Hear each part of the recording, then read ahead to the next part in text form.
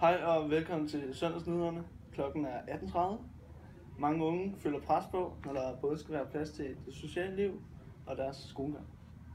Mange unge finder det svært at koncentrere sig i skolen, grundet det store pres for de sociale medier og sine sociale omgivelser. Jamen, jeg har ret svært ved at koncentrere mig i timerne og høre, sådan, hvad der bliver sagt, fordi jeg oftest bare slår op på Facebook, og det tager meget min tid.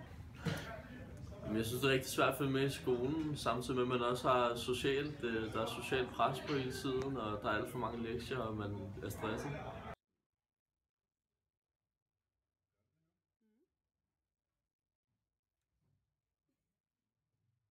Men jeg synes tydeligt, at jeg kan mærke, at der er et pres på de unge, når de sidder i modulerne og skal arbejde. Og jeg kan mærke, at det er en stor belastning for dem ofte, fordi de er ikke nærværende, de er fraværende, og hvad kan man sige, de har svært ved at koncentrere sig. Det synes jeg faktisk er et stort problem. Min erfaring er, at rigtig mange unge mennesker er på sociale medier.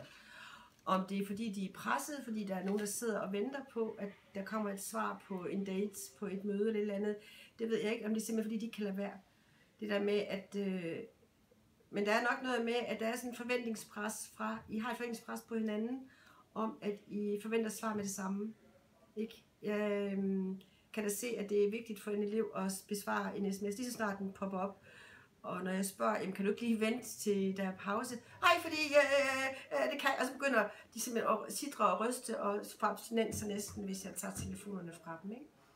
Så der er helt klart et eller andet med, at man som ung forventer, at der kommer svar med det samme, og det smitter.